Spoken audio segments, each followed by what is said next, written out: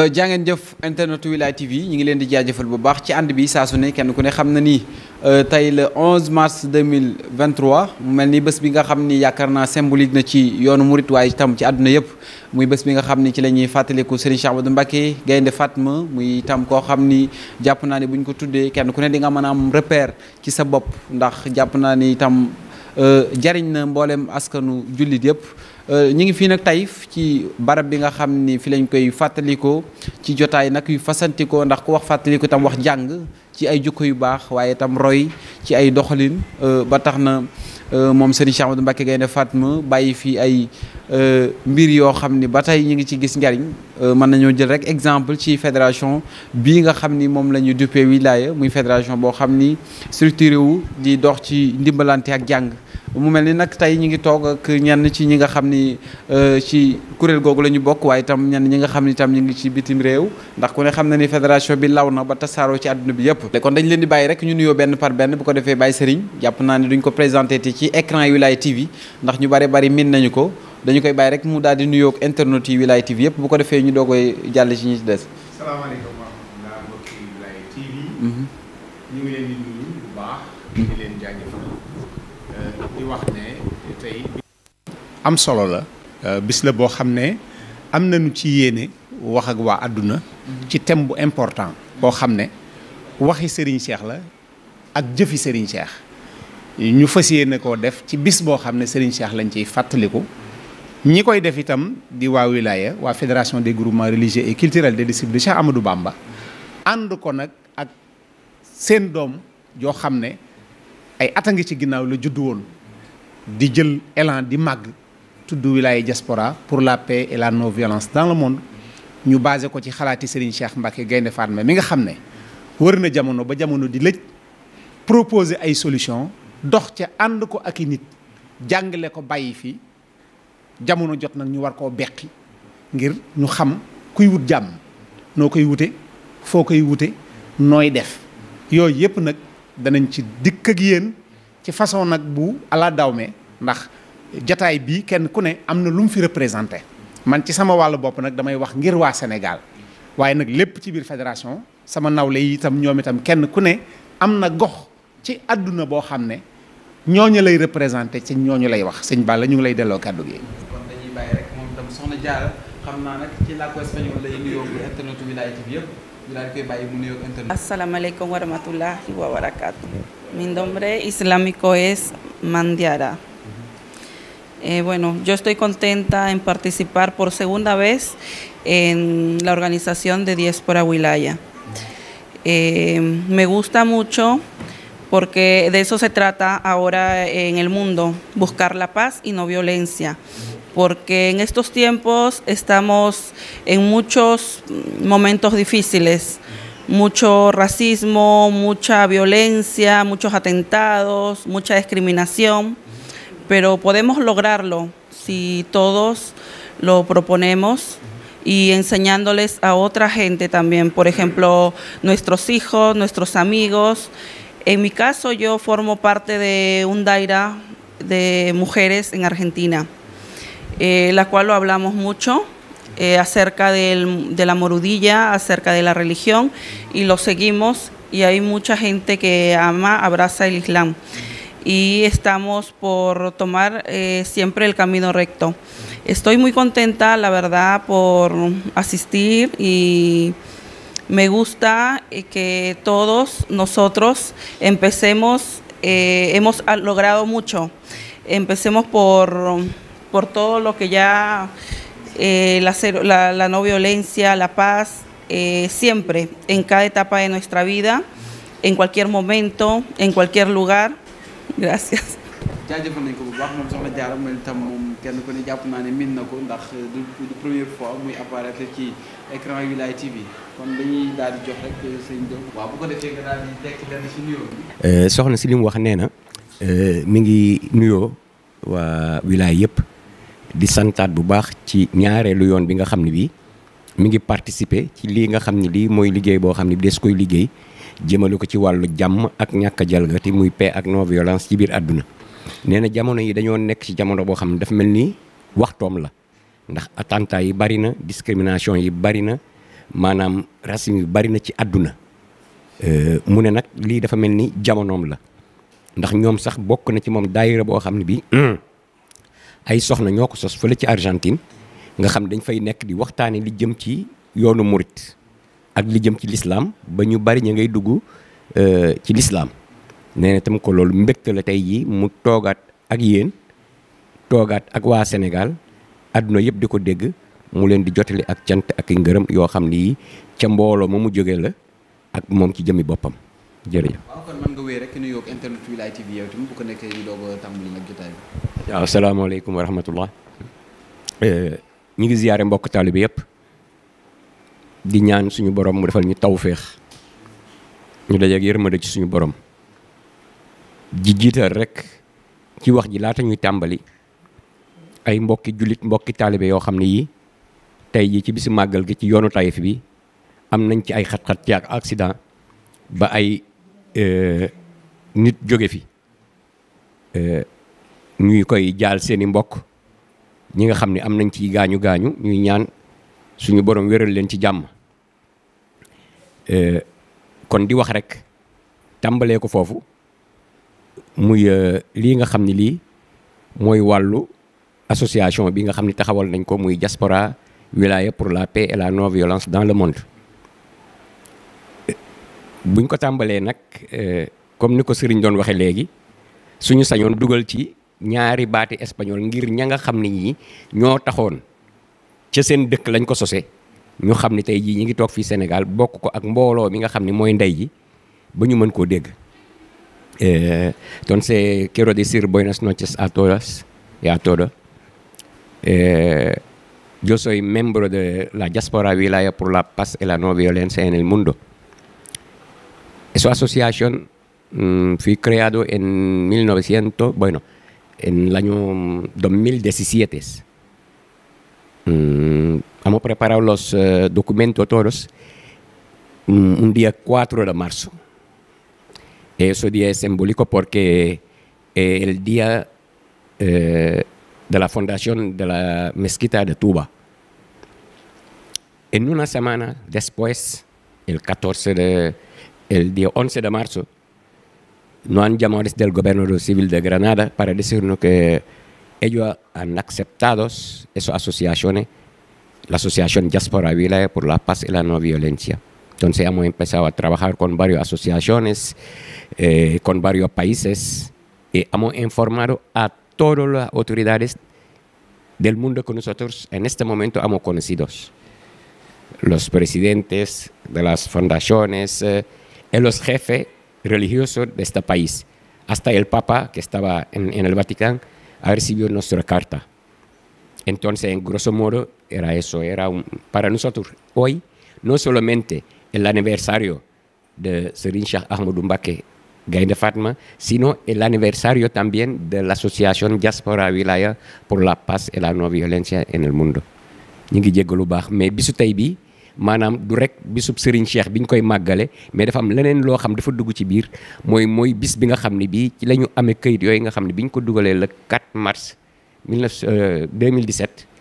ci le 11 mars ba la génn nga xam ne kon tey yi suñu borom def nañ ci tawfeex ba mu dajee bis boobu muy même anniversaire ñu ngi tuub di jéggalu bu baax a baax. macha allah jaajëfal nañ la bu baax. kon Baye Serigne yow dañuy dellu si ci yow rek ndax gën a yaatal ndax ku ne xam na ni xëy na bu ñu wax diaspora pour la paix et la non violence yow tam tey bu ñu doon ñëw rek ci xëy na diaspora pour la paix et la non violence mu méngale ko ak doxinu wilaya yan xalaat ngeen amoon ba tax ngeen ni kat yëf yi war naa mën a maanaam warut a mën a yem fii rek waaye daa war a law ba fépp. tey nga ñëwal ñu rek ci xëy na gis-gis boobu nga xam ne amoon ngeen ko. Ok, merci. Je voudrais élargir aussi le champ à ceux qui parlent un peu le français. Hein. Je salue au passage notre vaillant enfant, Serigne Assane, et qui est parmi nous, qui est la fille de Sokhna Mame Diarra et de Serigne Mbacké, et qui est population du monde, comme Mame Diarra, comme moi, comme Cheikh, hein, comme toute la ville de Taïf. C'est comme ça que nous fonctionnons. Alors, la jeunesse, c'est quoi? C'est que le monde a été fait pour être organisé. Les envoyés et les prophètes ont été missionnés par Dieu pour réglementer la vie en symbiose des populations dans ce monde. Vous savez bien que les interférences qui ont parsemé le temps, en tout cas, ont impacté positivement mais aussi négativement sur les comportements et la vie de tout le monde. L'environnement est menacé, la vie des populations est menacée, les gens sont menacés même devant chez eux.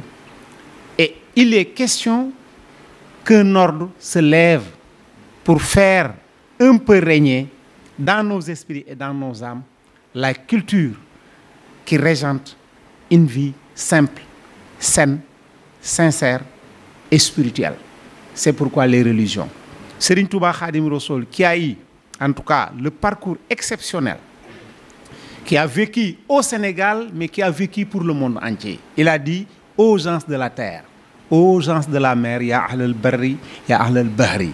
venez répondre à l'océan. Les gens qui ont faim, qui ont soif, vous les appelez à venir prendre le secours devant l'océan de bienséance. Les gens vont venir. Alors, Serigne Touba a parachevé la mission de spiritualité. Il restait à organiser maintenant la vie dans ce carcan de la terre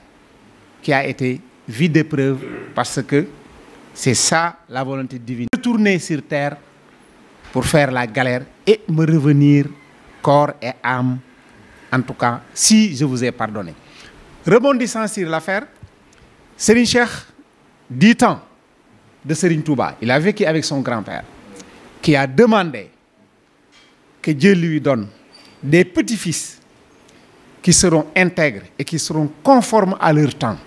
et qui se chargeront des réformes nécessaires. Et je pèse mes mots, réformes nécessaires pour régenter la vie en société dans nos maisons. Alors, comment est-ce que les gens peuvent entendre ce thème qui est la réforme dans l'islam? Allez dans les grandes universités, allez écouter les Mohamed Harkoun, allez écouter les plus grands orateurs actuellement qui parlent. C'est sur ce thème-là que tout le monde se discute. Quelles sont les réformes à prendre dans l'islam? Beaucoup vous diront que il n'y a rien à réformer dans l'islam parce que l'islam, c'est le verbe du Coran et la position du prophète. Serigne Cheikh, lorsqu'il a fait sa grande tournée en 1947, il a dit que, évidemment, l'islam devait avoir des réformes. On lui a demandé comment est-ce qu'on va réformer. Serigne Cheikh dit que ce n'est pas la lettre qu'il faut réformer, mais c'est l'entendement qu'en a eu les gens qu'il faut réformer. Dans cet entendement, il a dit, c'est quoi vivre en société? C'est que personne ne transgresse. Tout un chacun respecte les règles élémentaires de vie vis-à-vis de vous, vis-à-vis de l'environnement direct et vis-à-vis de tous les êtres qui vivent dans cet espace-là. Alors, c'est là où est partie l'idée de respecter le milieu où on évolue, les gens qui y évoluent, les espèces qui évoluent et l'environnement qui sert de kaléidoscope pour que les gens puissent se déplacer. Et de pas à pas, depuis 1941, Serigne Cheikh a créé Diwaanu Mouridina fi khidmati khayril moursalina. C'était devant son père, Cheikh Mamadou Moustapha, mais devant ses pères, Cheikh Mamadou Fadil, Cheikh Mamadou Bachir et tout le reste. Mais lorsqu'on a eu l'indépendance, Serigne Cheikh a réformé. Dans le bon sens aussi, il a dit fédération des groupements religieux et culturels des disciples de Cheikh Amadou Bamba. Donc il n'a voulu, en tout cas, élaguer personne. Parce que au Sénégal, tout le monde se reconnaît, en tout cas dans la démarche de Serigne Touba, que tu sois un musulman, que tu sois un membre de tariqa, quelque chose comme ça. Mais il fallait maintenant que Serigne Cheikh met sa pensée à exécution dans une structure légère qui peut évoluer dans l'ensemble d'espace. Et c'est de là qu'il a pensé à faire les daïras qui ont commencé à être officialisés dès 1965 avec l'autorisation de l'État, la loi 2286, qui a donné l'existence réelle, alors que le colonialiste pendant son état, il avait signé une loi avec Serigne Touba, la loi du 1er juillet 1901. Cette loi-là permettait déjà à Serigne Touba et aux Mourides de se rencontrer, de créer leurs conditions de vie et de s'épanouir sans pour autant que quelqu'un n'interface sur leurs activités. Rebondissant maintenant sur l'actuel, la fédération depuis 1965 est en train de faire sa mue. Il a fait sa grande progression en intégrant la partie féminine, en intégrant les jeunes et en leur donnant la responsabilité, mais en récupérant l'ensemble des intellectuels qui ont été envoyés dans les grandes écoles et qui sont revenus. Maintenant, ils ont pris la balle au bon. Première chose, ils ont internationalisé, pas la vie des daïra, parce que la vie des daïra, depuis avant les indépendances, est sortie. Serigne Cheikh est parti dans le monde. Partout où il passe, il crée la demeure Kër Serigne Touba. C'est pour gérer l'ensemble des migrants légaux qui viendront là-bas. Ils trouveront un gîte et ils trouveront un lieu idéal pour s'entraider, pour se développer, pour essaimer et pour se créer un lieu sain où ils vont se retrouver, travailler pour envoyer dans le pays, mais tout en respectant les lois de ces pays-là. C'est pourquoi l'expansion du Sénégalais à travers le monde a été rendue possible par cette éducation qu'a promulguée les daïra aux populations. Maintenant, comme l'a dit Cheikh Mbacké en espagnol, la wilaya, dans ses textes et fondements, est sortie avant 2017, mais en 2017, en Espagne, on a pensé montrer l'ensemble des documents et des actes qu'on a pu avoir de Serigne Cheikh. On l'a donné au président Cheikh Mbacké, qui l'a proposé aux Espagnols, et le roi, avec sa établissement, ont accepté de donner feu vert à l'association Diaspora Wilaya pour la paix et la non-violence dans le monde, tout en sachant que la vie ne peut prospérer que dans un milieu où tout le monde respecte une loi. Les gens s'aiment, les gens font leur symbiose pour travailler ensemble. Et c'est là où la wilaya campe sa vision, ses actions et son protocole. Lorsque nous avons eu l'autorisation, c'est-à-dire que nous l'avons déposé le 4 mars 2017, une semaine après, c'est-à-dire le 11 mars 2017, l'État espagnol a reconnu Serigne Cheikh dans son acte. Donc ça, je crois que c'est une première dans le monde. Des migrants qui sont venus dans un pays aussi haut que l'Espagne, proposer une personne que les Espagnols, peut-être qu'on vit parce que je sais que Serigne Cheikh est passé là-bas, mais lorsqu'ils ont interrogé leur service, ils se sont rendus compte que c'est un grand homme et ils ont accepté de faire. Aussitôt, on a transmis les informations à l'ensemble des organismes dans le monde, à travers l'ONU, à travers les communautés économiques européennes, à travers l'OMS, à travers l'OMC, toutes les grandes institutions, toutes les grandes républiques, l'IA, l'IMOA, les États, on les a rendu compte que nous avons été reconnus par l'Espagne dans la doctrine de la paix et de la non-violence basée sur les actions, la vue et la projection de Serigne Cheikh Ahmadou Mbacké Gaïndé Fatma. À chaque fois qu'il y a un problème dans le monde, que Wilaya Diaspora est au courant, aussitôt après, nos partenaires, notre frère Cheikh Mbacké y reviendra, nous avons notre diplomatie sénégalaise très active en Espagne, avec le consul, avec l'ambassadeur, qui sont à l'écoute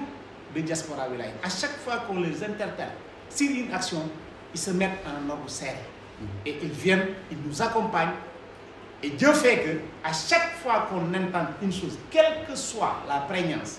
quelle que soit la rudesse, quelle que soit la hauteur de difficulté de ce cas, mais on parvient à le résoudre dans un temps presque impossible à expliquer. Et je crois que quand Cheikh Mbacké prendra la parole, il y reviendra parce que c'est notre élément avancé. Mais nous avons l'ensemble de nos autorités qui nous suivent derrière. Je veux dire Serigne Abdourahmane qui est le responsable moral, ou bien Serigne Moustapha, son excellence l'ambassadeur, qui est le président de la fédération. À chaque fois qu'on a des hautes batailles ou bien des autres autorités, on lui transmet, ou bien même Serigne Ousmane, ils interviennent, ils donnent leur parole et ils laissent Cheikh Mbacké et les patrons qui sont là-bas, ils fassent le jeu et on revient et on remet les résultats à la fédération. Je crois que c'est une bonne affaire et Serigne Cheikh en est fier. C'est pourquoi aujourd'hui, en se souvenant encore de Serigne Cheikh et de ses réalisations, nous avons voulu montrer à travers le monde que la pensée de Serigne Cheikh est toujours là et ça continuera. Je vous remercie. Merci. Macha allah Baye Serigne mu mel ni itam yaakaar naa ni nga ko waxee am na solo muy fexe ba tasaare Serigne Cheikh ak gis-gisam ci àdduna bi ku ne itam gis na résultat yi parce que comme ni mu ko waxee à chaque fois rek bu ñu amee xëy na jafe-jafe ci àdduna bi di ngeen gis intervention wilaya diaspora pour la paix et la non violence ci accompagnement yi ci fànn yu fasantikoo kon loolu itam jàpp naa ni ay résultats la waaye itam comme ni mu ko waxee ñi nga am ci côté bi Cheikh Mbacké Diop moom itam di kenn ci ñi nga xam ni ñoo nekk Espagne di fa dund doctrine bii di diaspora pour la paix et la non violence dans le monde tey boo ñu doon dikkal ci xëy na ni ngeen koy dundee ci biir réew mi ak xëy na culture yu wuute yi ak nit ñi nan lañ leen wuysee ci biir doctrine boobu. maanaam wàllu googu comme ni ko Serigne waxee rek. ñoom ñu ngi ci def liggéey bu am solo boo xam ne bii dafa jëm ci wàllu éducation. ndax am na ay jamono ñu bind fi lettre ki nga xam ne kii mooy ministre bi nga xam moo jiite wàllu éducation ca Espagne ba mu tontuñu. moom moo yore tam wàllu formation professionnelle moo yore éducation ak formation professionnelle lépp ñu leen doon wax suñuy xalaat ak maanaam bu ñee suñuy xalaat mooy xalaati sëñ Cheikh ndax comme ni ko Serigne wax dañ ko basé sur les idées de Serigne Cheikh Ahmadou Mbacké Gaïndé Fatma na mu ko waxee woon rek ak maamam ju tedd ja nga xam lépp fa la jógee muy Serigne mag bi ni ñu koy dundee foofu lu am solo la parce que association moom comme ni ko Serigne doon wax yàgg na am association depuis dans les années 50 kenn xamul ñaata association ñoo fa am bari na lool mais différence bi moom mooy association boo xam day jóg di liggéey ngir jëm yàlla ji tax te seetu ci doomi aadama yoo xam ne yii dañoo nekk murit wala nekkuñu murit jëmmi doomu aadama yi lay xool ndax am na suñu ay mbokk jullit yoo xam ni am na dëkk boo xam dañoo duggoon ca jumaa faat leen fa def naa bindoon nañu lettre premier ministre bi waxtaan ak moom ci wàllu googu waaw lee xewoon ca Amérique ñu faatoon fa George Floyd bindoon nañ ci wàllu pétrole bi ba muy jóg lu jiitu bindoon nañ ci avertir leen xamal leen ni lii ni ngeen seet noo leen koy doxe ndax réew moo xam ne mi amul dara ñu naan pétrole génn fekk sàngam yéen bu tasoon sax ci géej gi mënu leen ko lijjanti amu leen ambulance yu ko lijjanti wala dara donc yëpp waxtaanoon nañ ci ak dem ak coow yi am ci jamono léegi coow yëpp doon nañ ci waxtaan ak ñoom nañ ko éviter donc ci wàllu googu nañ ko fay dunde moom mooy tey nii nga gis gone ya fa nekk am nañ fa tout tànk am na koo xam ne ki defoon na ci intervention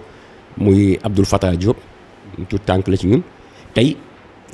kii toog ci suuf rek représenté na gone ya nekk Europe yëpp ak toogaayam bu jekk wala dara xam nga mbir mi du problème mu baatin problème mu éducation la sëñ Cheikh la mu bëggoon muy nit ku yeew xam nga kii xamul luy baatin xale la mais gis nga ma nga juddoo ci dëkku tubaab yi mais xoola toogaayam bi moo gën a jekk sama toog ndax maa ngi tegle ay tànk moom ma nga toog ferenkulaay donc yar ba moo am solo boo juree leen di yar ak daayira comme ni ko soxna Jaara waxee ni turu lislaamam mooy maam Jaara yooyu yëpp dafay am solo koo xam ne ji bu ko tubaab bi gisee dañuy xam ni lii mooy dëgg googu nag mbiru suñu borom la day yaatu rek moo tax benn difficulté amu ci maanaam liggéey bu yomb la liggéeyal yàlla dafa yomb lool lu fa jóg nag yàlla dogal na dañ ci yaakaar diaspora wilaya ñu si dugal ñoom tamit seeni xalaat ak seeni jëf comme ni ko sëriñ waxee bi xew-xew bi amee rek ñi fi nekkoon muy sëñ Sidi Maxtaar dañ ko bind lettre xalifa général des Tidianes bind lettre xalifa général des Layènes xalifa général des Niassène ñëpp lañ bind lettre ba ci cardinal bi fi nekkoon fii ci Sénégal dañ ko bind lettre pape ba nekkoon Rome dañ ko ñëpp lañ bindoon lettre xamal leen ni am na lu judd ñu koy wax diaspora wilaya pour la paix et la non violence dans le monde ñii nga xam dañoo jóg taxaw di xeex ci li nga xam ne lii moom mooy jàmm mu am ci àdduna ak ñàkk a jalgati mais ñëpp dañ ko rafetlu gouvernement yëpp ñu wax leen ko muy bu Maroc bu Mauritanie ak gouvernement bu ne ci àdduna bi te ñu xamoon ka fa nekk donc daal liñ mën a wax moom mooy xëy na pour yam foofu en attendant nga joxaat soxna si mooy daal liggéey bi yomb na ci wàllu ñii ñu àndal comme ni mu ko waxee sëñ Abdourahmane mi ngi ciy jàpp bu baax moom mi nga xam ne moo yor relation extérieure ñu ngi ci jàppale ci wàllu gépp ndax heure bu nekk lañ ko woo naan ko dara xew na lu xew ci àdduna bi rek nag ak fu mu xewee ci dëkk bu mën a doon nit ñi dañ cay yaakaar diaspora bi la suñu borom tam di ci def tawféex damay gis ñëpp dañ ciy bëgg a bokk tey jii waa yoonu suuf association la boo xam ne ay milliers de personnes ñoo ci nekk dañ fay am problème ñu téye leen ca port ba di leen laaj ay millions ñu def ci intervention bind roi du Maroc bind ministre de l'intérieur bu Maroc bind autorité fa nekk yëpp xamal leen ni lii ngeen def di ko teg immigré africain yi du sénégalais yi ak Mauritanie teguwul ci yoon bind président bu Mauritanie bind ministre de l'intérieur bu Mauritanie bind ministre des affaires étrangères bu Mauritanie jóge fa bind président bu Sénégal ministre des affaires étrangères ak ministre de l'intérieur bu Sénégal xamal leen yoon wi na mu mel suñu borom def ci tawféex affaire ba yomb léegi ba nit ñi dafa jaar kenn xamul nu mu mel jamono yee ci ginnaaw ñu amaat yeneen problème yu mel noonu ñu téye leen fa ni leen du ñu génn ci problème mu Covid bi te ña ko doon def xëy na duggoon nañ fa ci ñàkk a xam ñu def ci intervention mbir ma teguwaat foo xam ne dafa gën a doy waar jamono yee ca ginnaaw mu am koo xam ne kii dafa ñëw Sénégal feebar ci ñoom xamuñu ko sax te am këyiti Espagne ñëw ñu leen ci laaj ñaata millions lañ doon ëpp na 20 millions pour mën a dellu Sénégal pour mën a dellu Espagne kooku da doon faatu fii rek ndax benn hôpital accepté wu waaw courant moo ko maas te dafa ñëwoon vacances ñu yóbbu ko hôpitalu Thiès ba ñu ne moom daanaka faatu na guddi ga bañ ko yëgee bañ ko wax sëriñ mu wax ko sëñ Moustapha ak ñoom sëñ ñu xoolal ñu def intervention même pas une semaine mu dellu Espagne ñoom pour ñoom c'est-à-dire mooy yaatal gi mooy ñi lii mun la nekk ndax dañuy wax ni wax nañ ko ministre bi bind nañu sàngam bind nañu président kenn du leen tontu ay nit jóg def intervention taxaw ci ñu jël corps bi actuellement jël nañ ko moom ma ngay faju ba tane na mi ngi waroon def benn vidéo pour ci sant waa wilaya dans l'ensemble non diaspora wilaya seulement mais wilaya gi yëpp pour taxawaay boobu nga xam ne taxaw nañ ko ci ba mu mën a dellu faju ji nit tam na fi am problème bu nekk ca aéroport ca fenn fu mu ne day woote ay corps yoo xam ne jóge nañ fi seen njaboot ni dañ ko suul Espagne parce que amuñu moyen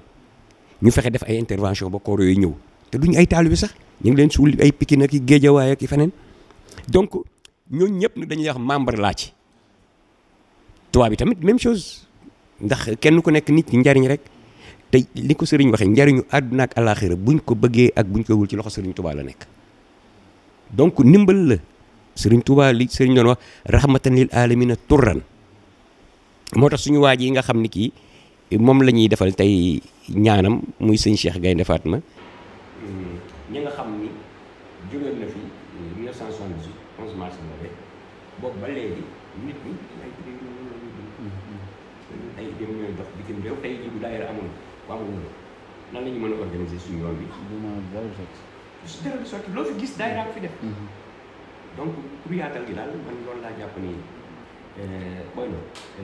me estaba preguntando él cómo evoluciona la asociación Diaspora Wilaya en España, en el mundo y prácticamente en Europa. Yo le estaba dando un ejemplo de este niño que está sentado aquí, su forma de sentar, la educación que tiene, y todo eso te hace saber que la única forma que hay en el mundo es educar a la gente en el Islam. Porque también sentado, yo estoy sentado aquí cruzando los pies y todo eso con gente que son, a lo mejor, yo veo la barba, a lo mejor está más mayor que yo, eso. Pero mira, y tengo mi niño allí, que ha hecho una intervención y todo. Esos son el futuro del mundo. Es el futuro del mundo, son esos niños. Nosotros ya hemos pasado la historia. Entonces le estaba comentando cómo funciona. Desde que hemos tenido estas asociaciones, no porque estamos ayudando, estamos colaborando con todos. Que no sea musulmán solamente ni senegalés, con todos los africanos. Los primeros problemas que nos han pasado era un problema en la frontera de Tánger, en Metz. Los inmigrantes africanos que pasaban allí son de Mali, de Mauritania, de Guinea, de otros países senegaleses, que han tenido problemas, bastante problemas. Él estaba pidiendo, por ejemplo, para pasar la frontera con sus camiones, una garantía de miles y miles de euros que la gente no tiene. Un inmigrante que quiere volver en su país, ¿cómo va a tener tanto 15, 20 mil euros para una garantía de pasar una frontera a otra? Hemos hecho una intervención con el ministro de Asuntos Exteriores de Mauritania, de Marruecos y de Senegal, con el ministro del Interior y con el presidente de esos mismos países, con el presidente de Marruecos, de Mauritania y de Senegal. Y gracias a ello todo ha salido muy bien. Gracias a ello la gente ya puede pasar, porque yo he pasado allí, yo he venido aquí ahora mismo con coche, y hemos pasado allí sin problema. El otra intervención, en grosso modo, gente que han fallecido durante el coronavirus, hemos hecho una intervención. Había un compañero también que estaba enfermo aquí, en Senegal, que no puede regresar en España. Y nosotros hemos movido en una semana, ese hombre ya está en los hospitales de España. En grosso modo, no solamente los musulmanes, sino el ser humano. La lucha de Cheikh Ahmadou Mbacké Gaïndé Fatma era eso, era luchar por el ser humano. Lo que nos ha enseñado el profeta Muhammad sallallahu alaihi wasallam es ser un ser humano, una persona. A mí, yo, por eso te digo, vamos a hacerlo de una forma tan natural. Yo, a mí, cuando veo una persona de Argentina venir aquí, en este país, con el calor que hace en este momento, con los problemas que hay en el país, en todos los países, porque allí tú sales, allí, ¿qué te va a decir tu familia? Pero esa mujer está loca, ¿qué va a hacer pintar en África? Como si fuera que... Pero eso es otra cultura que está aprendiendo. Tú puedes, ustedes con tus... Porque yo creo que está aquí con una amiga que ha venido a descubrir. A lo mejor mañana van a venir otras gentes. Son vosotros que pueden difundir el pensamiento de Cheikh Ahmadou Bamba, el pensamiento de Serigne Cheikh Gaïndé Fatma. Entonces, yo voy a dejar que te hace una pregunta y ya puede responder. Dama ko doon wax rek ni ko maa ngi jéggalu